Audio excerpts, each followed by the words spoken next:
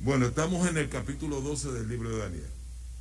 Estamos dedicando todo el tiempo de esta semana al capítulo 12 del libro de Daniel. Y el lunes estuvimos viendo que hay tres palabras que debemos comprender, entender del capítulo 12 de Daniel para poder comprender el capítulo correctamente, para poderlo interpretar de la forma correcta. Esas tres palabras que mencionamos eran maravillas, continuo y abominación desoladora. En hebreo, el pelé, el tamid y el sicusomen. Ahí están las tres palabras hebreas que se han malinterpretado y por eso ha creado tanta confusión. Y luego vamos a ver por qué y cómo. Nos quedamos entonces explicando la primera palabra, que es el continuo, el tamid. Y vimos en el estudio del lunes que el tamid era el ministerio diario de los sacerdotes en el lugar santo, no en el lugar santísimo, en el lugar santo del tabernáculo terrenal, que simbolizaba, por supuesto, el ministerio de Jesús desde el año 31 hasta el año 1844. ¿Por qué hasta el 1844? Bueno, porque ahora comienza otro ministerio, no el tamid, no el continuo, sino el sicusomen, el día de la purificación. Y eso ocurría en el santuario terrenal una vez al año. Por eso esa palabra tamid no la encontramos asociada con el Yom Kippur o el día de la purificación. Eso está claro hasta ahí, ¿verdad? Es importante que entendamos eso. Les voy a explicar por qué. Vamos al capítulo 8, que ahí nos quedamos, en el versículo 11. Y leímos la primera parte ya, donde dice, hablando de ese cuerno pequeño, dice que aún contra el príncipe de la fortaleza se engrandeció. Ya nosotros sabemos y conocemos a quién representa ese cuerno pequeño. Capítulo 7 nos dice y nos habla acerca de ese poderío del cuerno pequeño y entendemos que se extiende hasta el tiempo del fin. Quiere decir que el cuerno pequeño no es otra cosa sino el papado, y por un sinnúmero de características que encontramos en el capítulo 7. Ahora dice que se levantó contra Jesús, contra el príncipe de la fortaleza, y se engrandeció, y por él fue quitado el continuo sacrificio. Entonces ahí tenemos un problema de traducción. Primero, porque en el hebreo original no implica y por él, sino debe de decir y de él. ¿De quién? De Cristo fue quitado el continuo sacrificio. Entonces la pregunta es, ¿por qué se dice y por él en la traducción? Empezando con la traducción de Jerusalén y las iglesias católicas, porque los reformadores entendían que ese cuerno pequeño, el anticristo, era el papado, el hombre de pecado de tesalonicense del apóstol Pablo y la bestia del capítulo 13 del libro de Apocalipsis.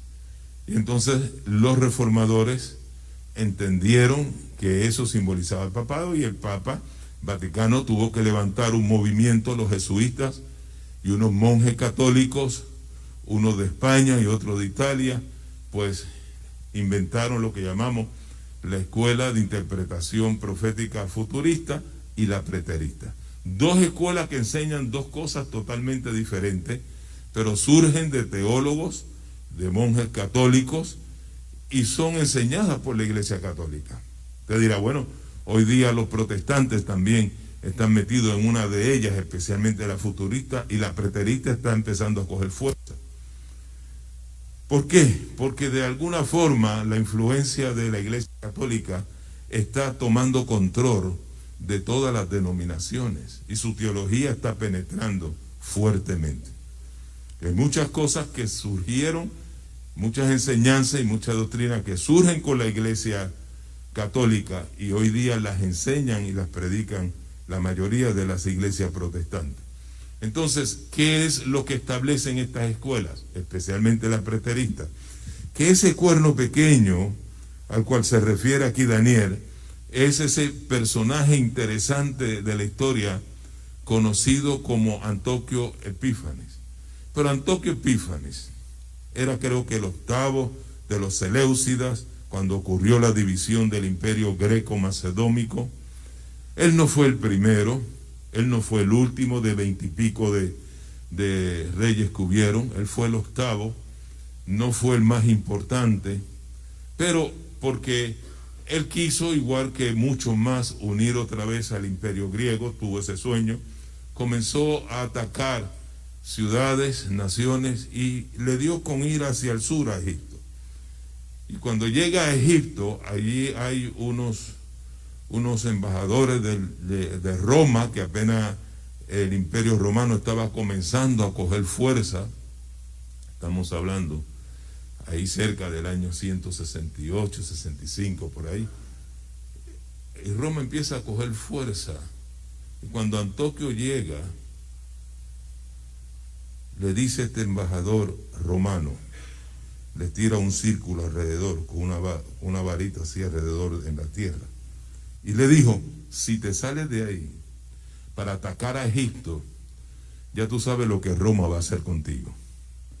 Así que Antoquio cogió miedo, tomó su ejército y se dirigió otra vez hacia el norte, Mesopotamia. Pero cuando iba al norte pasó por Jerusalén y atacó de rabia a la ciudad de Jerusalén.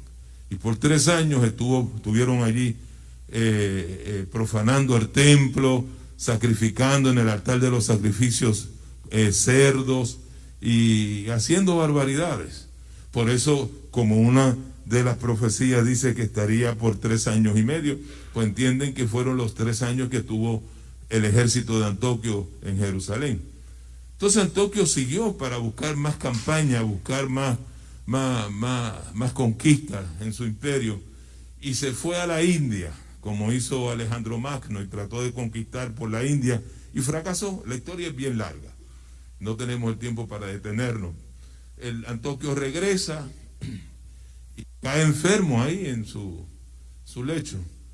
Cuando llegan sus generales que él había dejado en Jerusalén, derrotados, y le explican que hay una familia, hay una gente en Judea que realmente les dio muchos problemas, que les quitaron todas las armas, en fin, que quedaron derrotados. Y esos fueron los macabeos. Usted puede leer la historia de los macabeos, está la primera y la segunda de los macabeos en los libros apócrifos, pero eso es un libro histórico.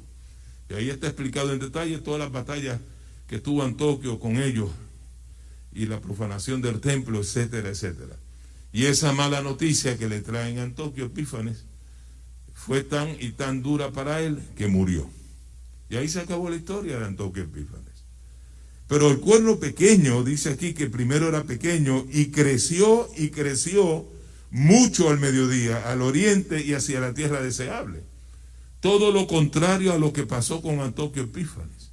Nosotros podemos demostrar no solamente bíblicamente, sino históricamente, cómo es imposible que este cuerno pequeño pueda simbolizar a Antoquio Epífanes. Para nada.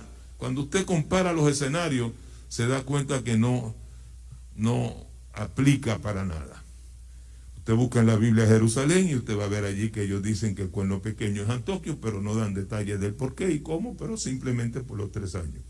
Y no fueron tampoco exactamente 3 años y medio. Ahora, bíblicamente, miren qué simple. Antoquio era un descendente, uno de los reyes del imperio griego. Cae el imperio griego, se divide en sus 4 generales. Los seleucidas comienzan en el norte, los ptolomeos en el sur. Y Antoquio es uno de los seleucidas, el octavo, que surge del imperio griego. Pero ¿qué es lo que dice la profecía del cuerno pequeño? ¿Que surge de qué? ¿Del imperio griego o del imperio romano? Del imperio romano.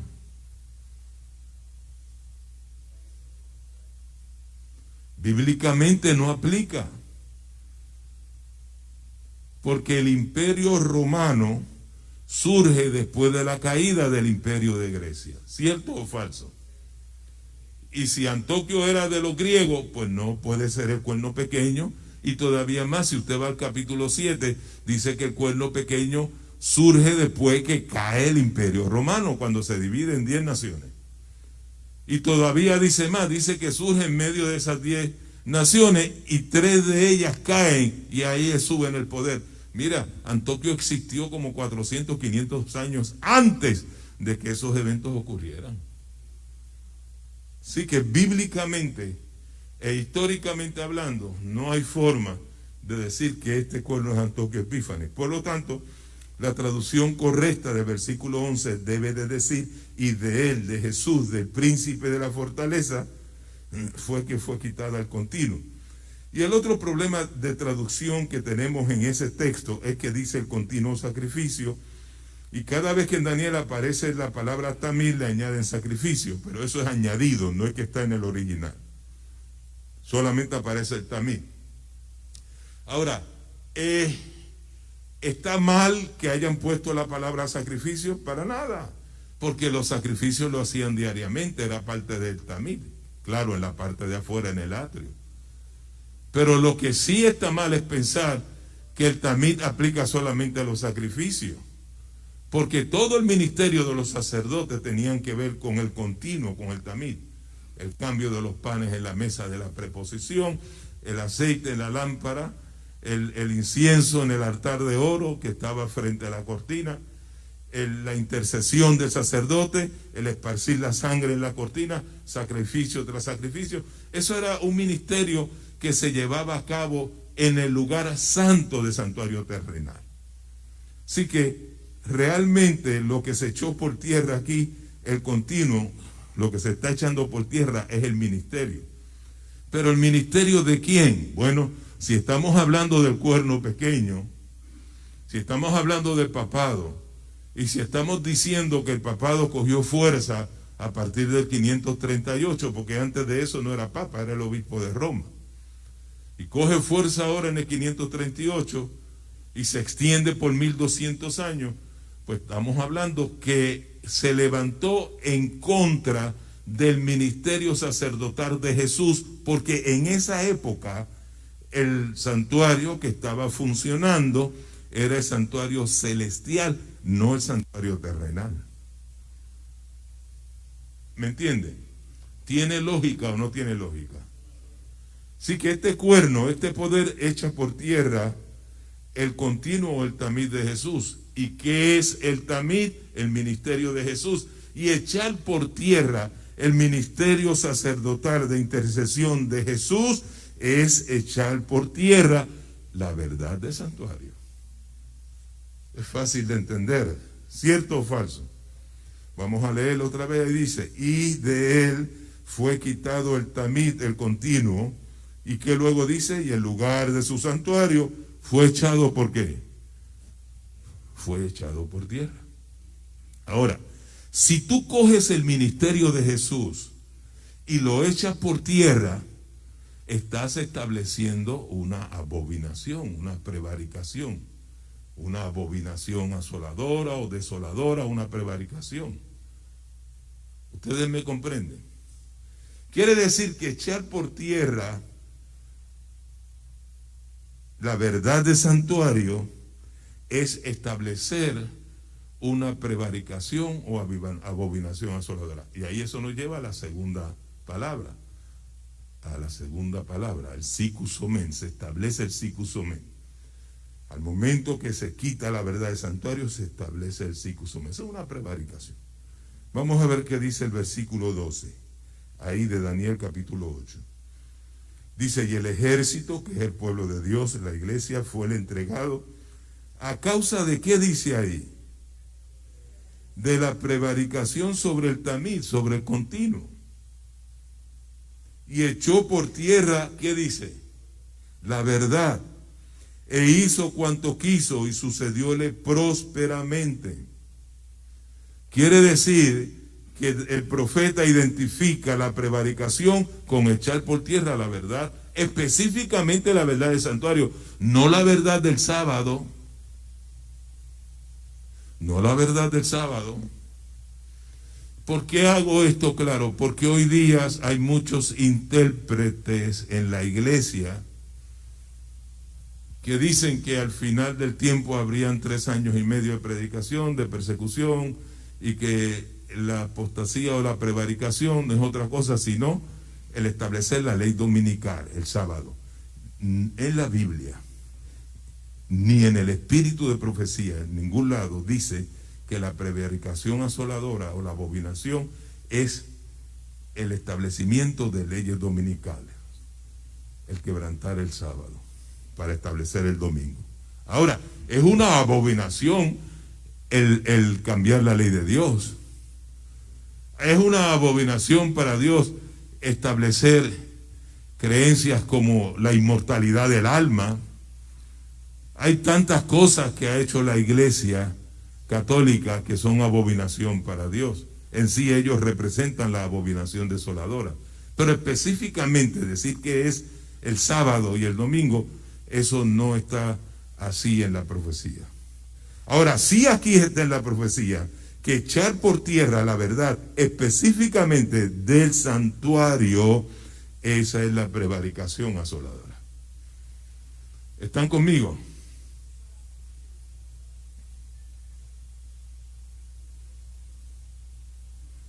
¿Dónde me dejaste a María? Que se ponga a estudiar, que eso es importante. Dámele saludo. Ok. Versículo 13. Y oye un santo que hablaba, y otro de los santos dijo a aquel que hablaba: ¿hasta cuándo durará la visión? Y cuando usted va al hebreo, la palabra que dice ahí por visión es mara. ¿Hasta cuándo durará la visión del tamid, del continuo, y la prevaricación asoladora que pone el santuario y el ejército para hacer qué? Hollado. ¿Qué es la prevaricación asoladora otra vez? Coger en la verdad del santuario y ser ¿qué? Pisoteado, echado por tierra, hollados. ¿Cuánto tiempo se va a estar echando por tierra la verdad del santuario? Y entonces él me dijo: hasta 2300 días de tarde y mañana. Y ahora dice: y el santuario será ¿qué? Purificado. Así que se le dan dos contestaciones. La primera, se le dice: después de 2300 años, ahí va a haber algo, va a ocurrir algo, que la verdad del santuario no va a seguir siendo pisoteada. Pero también, no lo preguntaste, pero te lo digo, va a ocurrir lo que se conoce la purificación del santuario, el Yom Kippur. 4 cosas ocurrieron en el 1844 que tampoco nos podemos detener a estudiarlas, pero se las puedo mencionar, ya las hemos revisado algunas de ellas. Número 1, 3 de ellas ocurren en el cielo y una ocurre aquí en la tierra. Número 1, el Padre y el Hijo pasan del lugar santo al lugar santísimo en el 1844. Número 2, comienza una obra de juicio. Y como se abren los libros, es la parte investigativa del juicio. Por eso está bien dicho decir el juicio investigador. Y número 3, comienza la purificación en el santuario celestial. El Yom Kippur, el día de la purificación. Ahora, usted dirá: pero padre, cuando hablamos del juicio, ¿no estamos hablando de la purificación? No, son dos cosas distintas. Son dos cosas muy distintas. Están relacionadas, pero son muy distintas. Y te explico. Cuando se abre el libro y se ve el nombre de Pedro Padró, ahí está escrito todas las cosas que yo he hecho, buenas y malas. Todo está escrito en los libros. Hay un libro en el cielo que se llama el libro de la vida. Y esa es la Biblia que tenemos, pero más completa, porque ahí está el nombre de todas las personas que han existido en la tierra y todo lo que han hecho, desde lo chiquitito a lo más grande. Las cosas buenas y las cosas malas. Todo, que necesitaríamos una eternidad para poder leer esa Biblia. La Biblia del cielo. Ahí está todo, ¿qué? Todo escrito. Así que el juicio no es otra cosa sino ver si Pedro Padró tiene al lado de su nombre o no tiene al lado de su nombre el sello de aprobación. ¿Por qué? Porque si Pedro Padró aceptó a Jesús como su Salvador personal y aceptó el Evangelio, pues en el cielo le ponen un sellito. Este tiene luz verde. El que no, tiene luz roja. Ahora, ¿qué es el día de la purificación? ¿Cuál era el propósito del día de la purificación? A pesar de que era un día de juicio. ¿Cuál era el propósito? Purificar el santuario. Sacar los pecados que se habían acumulado en la cortina todo el año. Y cuando se acababa el ritual, que el sacerdote iba con el tazón y la sangre que traía simbólicamente todos los pecados acumulados del pueblo de Israel en el santuario, ahora eran sacados del santuario y el santuario quedaba limpio.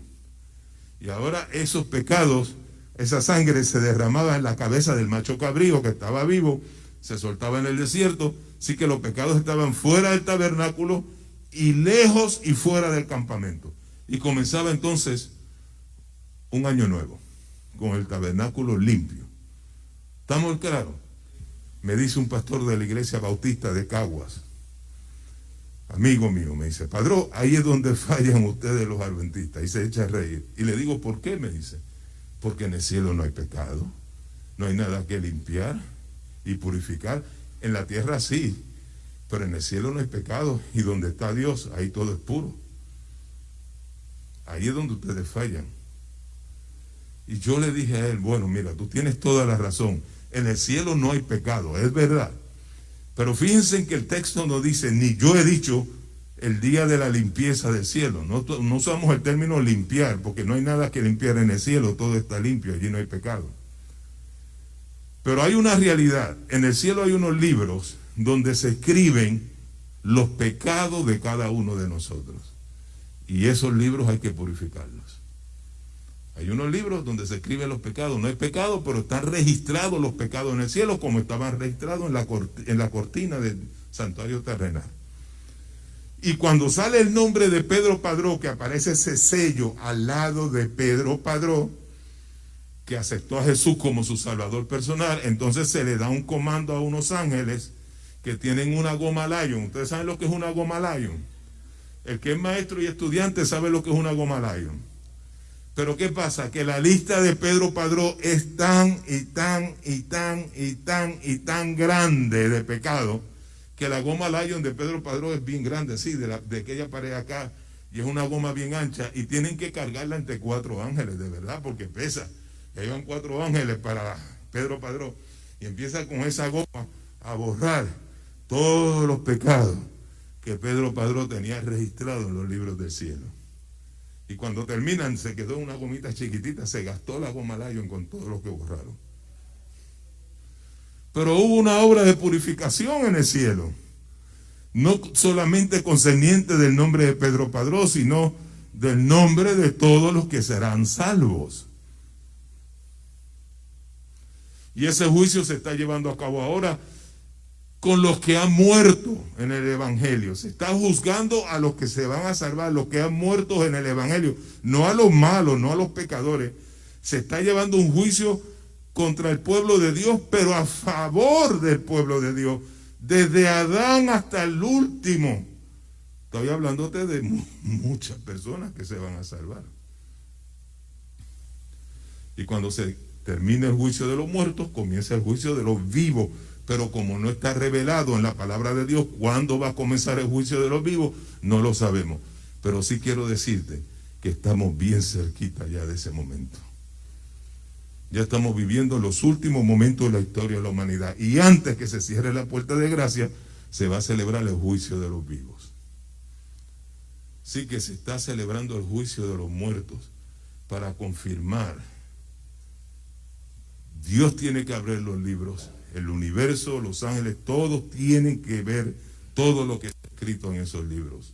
Porque Dios es un Dios justo y no hace las cosas escondidas ni a conveniencia. No, Él es claro. Y Él abre los libros que todo el mundo pueda ver y entender por qué los pecados de tal persona han sido perdonados. Y cuando venga Jesús ya viene con el premio, viene con el galardón. No viene a hacer un juicio, viene con el galardón a premiar a todos aquellos que lograron pasar el juicio bien. ¿Acaso no dice el apóstol Pedro que el juicio comienza por la casa de quién? Por la casa de Dios. ¿Por dónde comienza el juicio? Por la casa de Dios. ¿Estamos claros? Así que estas tres cosas ocurren en el 1844. Jesús pasa del lugar santo al lugar, comienza una obra de juicio y una obra de purificación. Tres cosas. Y la cuarta ocurre aquí en la tierra. En el 1844, porque el ángel dijo hasta 2300 tarde y mañana, Dios levanta una iglesia, Dios levanta un movimiento, Dios levanta un grupo de personas para restaurar la verdad del santuario que había sido pisoteada por tantos años por el poder del cuerno pequeño. Porque la pregunta es, ¿hasta cuándo va a estar pisoteando la verdad? ¿Hasta cuándo? Hasta 2300 tarde y mañana, porque ahí Dios levanta una iglesia para restaurar otra vez esa verdad. Y entonces hay una iglesia que comienza a predicar, la verdad del santuario. Y Dios utilizó a tres personas para revelarle lo que había ocurrido en el Chasco. A uno fue a Edson, que es lo que se llama el Cleofas moderno. Edson iba caminando por un campo de maíz y sintió una sensación, su amigo se adelantó y vio, pero aquí lo que está pasando es que Jesús pasó del lugar santo a santísimo, no que venía a la tierra. Y fue corriendo y le habló a su amigo, pues su amigo le dijo, Edson, ¿qué pasa? ¿Por qué te quedas atrás? Tengo que decirte algo, creo que he descubierto algo. Y van corriendo a una granja a compartir con otros mileristas que estaban tristes porque no sabían lo que había pasado. Y en diciembre del 1844, Turner está en su casa estudiando el tema, se lo había mencionado, y empieza a descubrir textos bíblicos donde confirman que Jesús pasaba del lugar santo al lugar santísimo, que al pasar al lugar santísimo entraba a las bodas y que el pueblo de Dios tenía que esperar que Jesús saliera de las bodas para entonces llevarlo a la Canaán celestial. Ese fue Turner. Él fue el que lo descubrió. Y rápido empezó a escribirle a unos amigos. Y en ese mismo mes, en diciembre de 1844, el Señor le da una visión a Elena Harmon en la casa de una amiga de ellos, de la familia. Y Elena G. de White estaba débil y fue llevada en una silla de rueda. No era Elena G. de White, no se había casado, era Harmon. Y fue llevada en una silla de rueda y ahí Dios le dio una visión.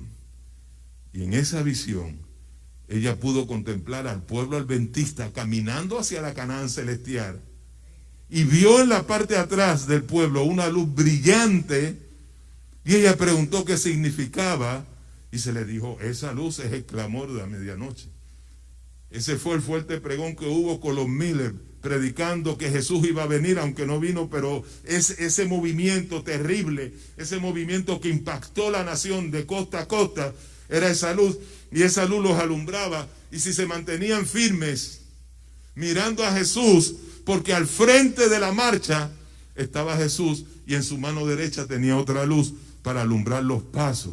Y todo el que mantuviera su vista puesta en Jesús iba derechito hacia la Canaán celestial. Dios estaba guiando ese movimiento.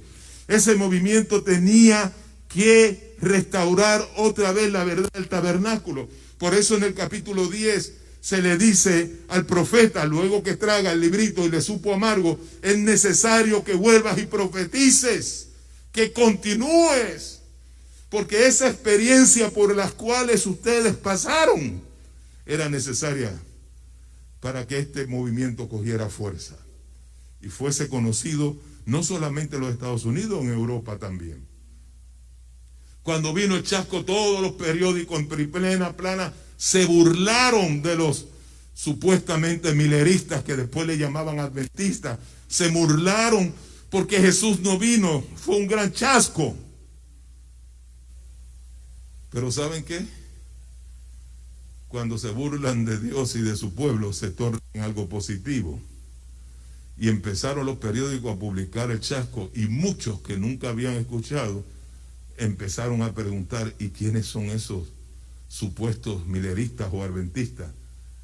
Y entonces, investigando, preguntando y estudiando, la iglesia hizo ¡pum! Y explotó en crecimiento. En vez de decaer, empezó a crecer. Qué maravilloso es el Señor, ¿verdad que sí? Y ellos se dieron cuenta que Dios los estaba guiando a través de ese gran chasco. Y entonces se dieron cuenta, como dije el sábado pasado, que había algo que predicar, y las iglesias miraron alrededor, ninguna lo estaba predicando, así que ellos decidieron ser lo que iban a predicar, y comenzó a restaurarse la verdad del sábado. La sierva del Señor tuvo 3 visiones. Claro, la segunda la tuvo en febrero en Exeter, Manchester. Él tuvo esa visión en la casa de su hermana María, no la gemela que era Elizabeth. Y Dios le mostró más verdades concernientes al santuario. Y la tercera visión que tuvo en Massachusetts, unos meses después, ahí Dios le mostró el ministerio de Jesús en el santuario celestial. Ese es el mensaje adventista: restaurar la verdad del santuario, que por tantos años fue pisoteada como por la Iglesia Católica. Entonces la pregunta ahora: ¿cómo fue pisoteada? ¿Cómo se establece la abominación asoladora o desoladora o la prevaricación? ¿Cómo fue pisoteada? ¿Cómo la iglesia pisoteó la intercesión, el ministerio de Jesús? Bueno, ¿saben qué? Estableció un sistema de sacerdocio con una infraestructura confesionario donde la gente fuese a confesar sus pecados al cura, al sacerdote, y quitó de vista que miraran a Jesús, el único que intercedía entre el Padre y el hombre, porque sacerdote quiere decir uno que intercede entre Dios y los hombres. Y la iglesia tomó el lugar de Jesús. El Papa dice que Dios, representante de Jesús en la tierra, puede perdonar pecados, vicario Felix Dei. Y le dio permiso para que sacerdotes en todo el mundo establecieran confesionarios y perdonaran pecados. Pero es que el que perdona pecados es Jesús. Primera de Juan, capítulo 2, versículo 1. ¿Qué dice? ¿Qué dice? Hijitos míos, estas cosas os escribo para que no, ¿qué? Para que no pequéis. Y si alguno hubiese pecado, abogado tenemos para con el Padre, al Papa de Roma. Eso es lo que dice. Al cura del pueblo, eso es lo que dice. ¿A quién es que confesamos nuestros pecados? A Jesucristo el Santo. Pero ellos establecieron un sistema echando por tierra la verdad del santuario. Y eso no es todo. Comenzaron a través del ritual de la beatificación a producir beatos. Un hombre era bueno, santo en la tierra, ahora lo convierten en un santo. Y hacen figuras de él. Y la iglesia, y en la iglesia católica, yo lo he visto con mis ojos. La gente entra, se arrodilla ante los santos y le prende velitas. Y le suplican y le piden a los santos para que intercedan por ellos ante el Padre. Pero ¿qué es eso? Si el único que puede interceder ante el Padre es Jesús. Y todavía más allá establecen el sistema de María, la madre de Jesús. Y la gente llora, se postra y llora ante la imagen de María en las iglesias católicas. Y le ruegan a María que interceda por ellos, por sus problemas. Pueden ser problemas económicos, pueden ser problemas sociales, problemas de la familia, con sus hijos, con sus esposos, esposas. Todos los problemas que necesitan que el cielo intervenga, le ruegan a María para que María interceda por ellos allá en el cielo. ¿Ustedes se dan cuenta cómo echaron por tierra la verdad del santuario? Y en su lugar establecieron la abominación asoladora. Si ustedes entienden eso que hasta aquí hemos estudiado, podemos regresar al capítulo 12 de Daniel. ¿Qué les parece? Y vamos a la tercera palabra. La tercera palabra, como les mencioné, es peleo, pelaut en hebreo, que quiere decir maravillas. Cuando yo estudiaba en el colegio antillano, allá en Mayagüez, en Antillán College. Yo estudié a nivel de escuela superior, no de universidad, sino en la época que yo estudié, ya por la década de los 70, por ahí, 73, por ahí más o menos, los estudiantes de la escuela superior nos quedábamos en el dormitorio de los hombres, donde estaban pues los estudiantes de la universidad, y compartíamos el dormitorio. No ahora, pero para mi época sí. Así que a mí me enviaron, mi papá me matricularon en la high school de allí de Antillán College, y me quedaba en el dormitorio de los chicos, normal, como si fuera un campamento. Y estudié un año, porque de ahí mis papás se mudaron y se fueron para California.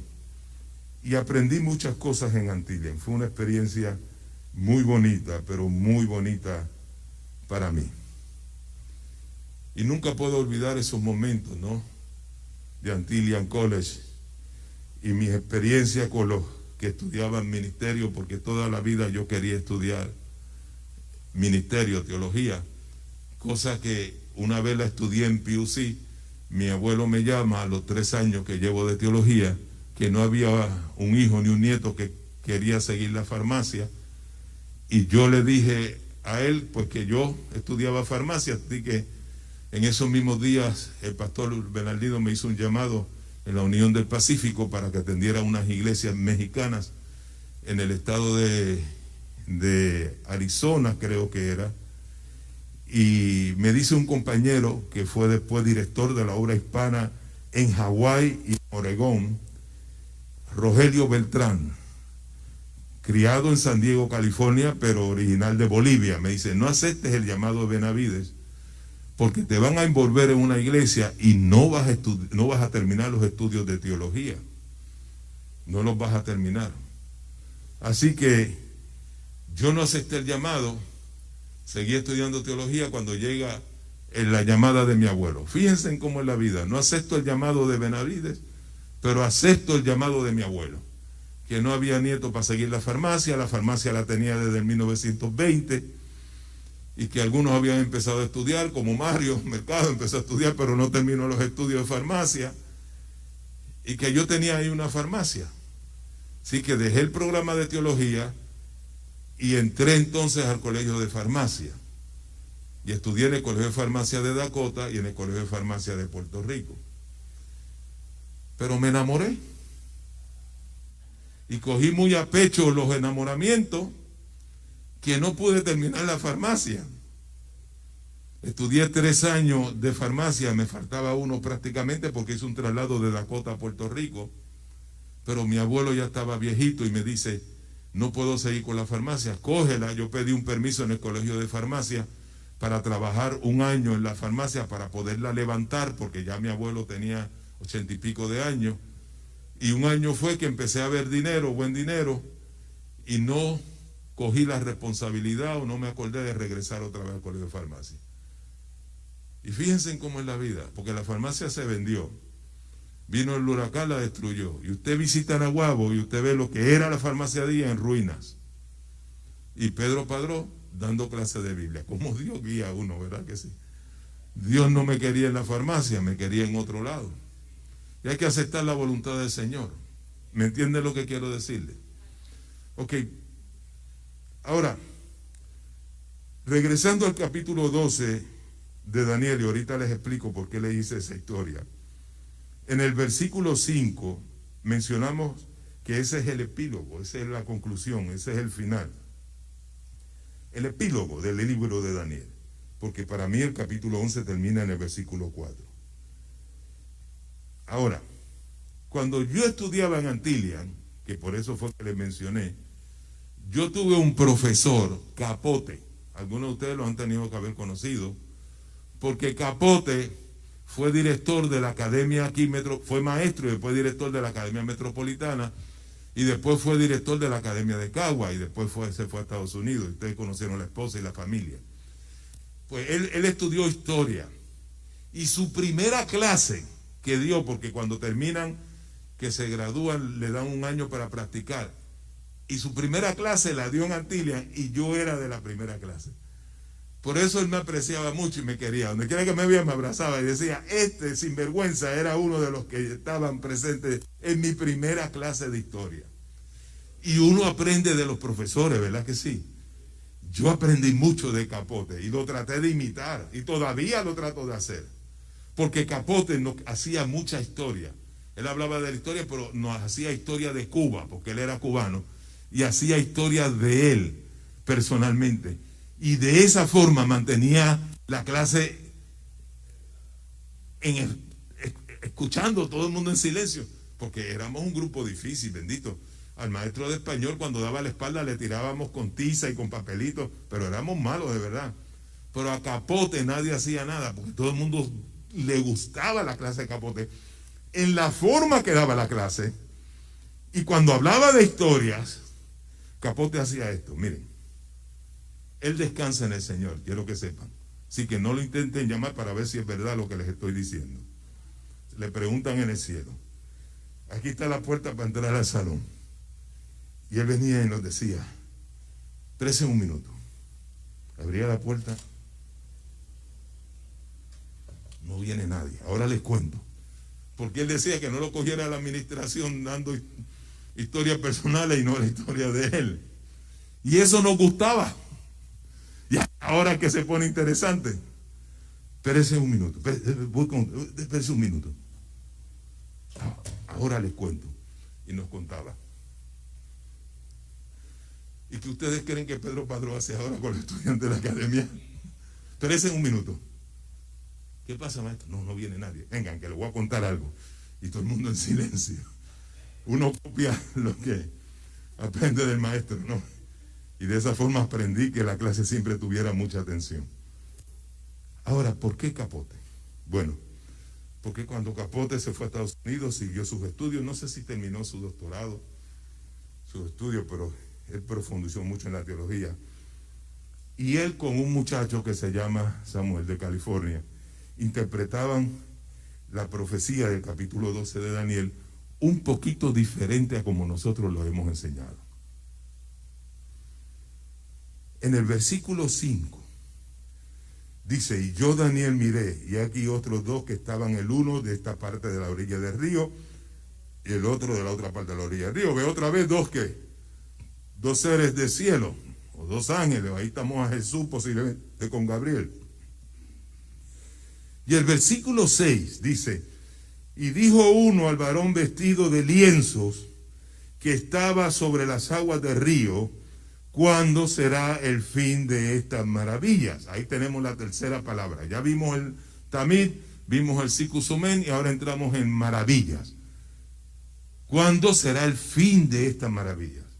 Entonces Capote decía que ahí se refería al versículo 1 y en adelante de Daniel, cuando dice la palabra maravillas. ¿Por qué? Vamos a ver. Versículo 1 dice, en aquel tiempo se levantará Miguel, el gran príncipe que está por los hijos de tu pueblo, y será tiempo de angustia, cual nunca fue desde que hubo gente hasta entonces. Pero miren lo que dice, en aquel tiempo se levantará Miguel. ¿Eso es maravilloso o no es maravilloso? ¿Qué creen ustedes? ¿Verdad que sí? Y dice, mas en aquel tiempo será libertado tu pueblo. ¿Eso es maravilloso o no es maravilloso? Todo lo que se hallaren escrito en el libro. Y dice versículo 2, y muchos de los que duermen en el polvo de la tierra serán despertados. ¿Eso es maravilloso o no es maravilloso? Que hay muchas cosas maravillosas, ¿no? Versículo 3, y los entendidos resplandecerán como el resplandor del firmamento. ¿Eso es maravilloso o no es maravilloso? Entonces Capote se encerró en que aquí la palabra maravilla se refiere a todas las cosas maravillosas que estaban ocurriendo, y por ahí siguen interpretando entonces los eventos que van a suceder. Pero maravillas aquí no tiene que ver con esas cosas.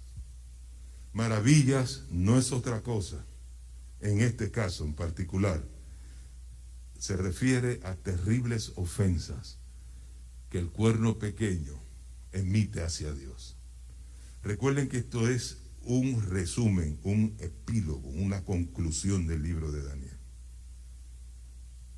Y se lo voy a mostrar. Vayan al capítulo 11, versículo 36. Capítulo 11, versículo 36. Está hablando del rey del norte y el rey del sur. Dice, y el rey, hablando del rey del norte falso, por supuesto no Dios, sino el papado, ¿no?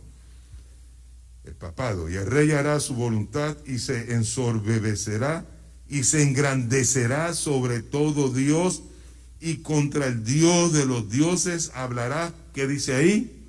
Maravillas.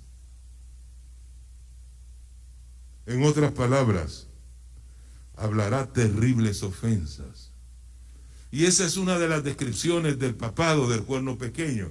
Y hablará, Daniel capítulo 7, versículo 25, palabras contra el Altísimo. Y hablará maravillas. Entonces el ángel pregunta, ¿cuándo será el fin de esta maravilla? ¿Cuándo será el fin de estas ofensas? ¿Cuándo este poder va a dejar de estar hablando palabras terribles contra Dios? Y oí al varón vestido de lienzo que estaba sobre las aguas del río, el cual alzó su diestra y su siniestra. Cada vez que en las profecías el ángel levanta la mano derecha, o levanta la izquierda, o levanta ambas manos, es que viene un juramento. Esa escena la vemos repetirse en Apocalipsis también, específicamente el capítulo 10. Y dice, el cual alzó su diestra y su siniestra al cielo, y ahora viene el juramento, dice, y juró por el viviente en los siglos, que será por tiempo, tiempos y la mitad. Ese poder tendrá un tiempo específico para estar hablando palabras terribles contra Dios. Y cuando se acabara el esparcimiento del escuadrón del pueblo santo, todas estas cosas serán cumplidas. El pueblo santo está esparcido, está regado, pero eso se va a terminar. Cuando venga el fuerte pregón, Apocalipsis 18:1, todos los hijos de Dios que están en otras denominaciones van a venir a ser parte de una iglesia. De eso hablamos el sábado, ¿verdad que sí? Va a ser algo espectacular. Va a ser algo impresionante, algo que no nos podemos imaginar. Podemos tener una noción, pero Dios tiene una visión más grande que la de nosotros. Daniel no entiende. Y le pregunta, Señor mío, ¿cuándo será? Versículo 8, el cumplimiento de todas estas cosas que me estás diciendo. Daniel, no lo vas a entender, no es para tu época, tranquilo. Anda, Daniel. Versículo 9, que estas palabras están cerradas y selladas. Desde el versículo 4 te dije que sellaras el libro. Ya se acabó, están cerradas y selladas hasta el tiempo del fin, hasta el tiempo del cumplimiento. Muchos serán limpios y emblanquecidos y purificados, mas los impíos obrarán impíamente, y ninguno de los impíos entenderá. Pero entenderán, ¿quiénes? Los entendidos. Llego hasta el capítulo 10, esta noche. Luego tocamos el viernes un poquito los periodos proféticos a final del capítulo. Y hay mucho que decir. Y regreso al versículo 1. Dice, en aquel tiempo se levantará Miguel, el gran príncipe que está por los hijos de tu pueblo, y será tiempo de angustia, el cual nunca fue después que hubo gente hasta entonces. Quiere decir, cuando hablamos del tiempo de angustia, que la iglesia va a estar en la tierra. Yo no sé por qué las iglesias protestantes enseñan en el rapto que antes de que venga la tribulación, Jesús se va a llevar la iglesia para el cielo de una forma secreta. Pero eso no es lo que dice la Biblia. Aquí mismo dice que Miguel se pone de pie para defender al pueblo que está pasando por esa gran tribulación también. Jesús, hablando sobre eso en Mateo, le oró al Padre y le dijo, Señor, no te pido que los quites del mundo, sino que los protejas en esa situación. Y en el griego la palabra que aparece de proteger es terek-in, que quiere decir cuídalos, protéjalos. En la tercera visión que tuvo Elena G. de White, en su tercera visión, Dios le mostró el final del ministerio de Jesús en el santuario celestial. Y ella vio por primera vez, claro, su tercera visión, que inmediatamente que Jesús termine su ministerio en el santuario celestial, le iba a venir a la iglesia la angustia de Jacob. ¿Cuántos conocen lo que es la angustia de Jacob? Yo los invito porque va a ser el tema del sábado. Ese tema es el último, ¿no? Que tiene que ver con la angustia que estamos hablando, la tribulación de Daniel. Vamos a tocar ese tema el sábado. ¿Qué les parece? Separamos el sábado para la angustia de Jacob. Y yo los invito, si ustedes quieren, de aquí al sábado. Y así pues, se me hace más fácil presentar el tema. Que lean el capítulo 40 de El conflicto de los siglos. Capítulo 40 habla de la angustia de Jacob. Y ese capítulo lo vamos a presentar aquí. No que lo vamos a leer, sino de eso va a ser mi tema. Del capítulo 40 del conflicto de los siglos. Los que de aquí al sábado lo pueden leer, yo estoy seguro que lo que vamos a decir el sábado lo van a comprender muy bien. ¿Qué les parece si oramos? Vamos a orar. Pueden ponerse de pie. No sé si tienen en el programa algo programado para un himno final o un himno final. Ok, pues adelante. Y oramos después.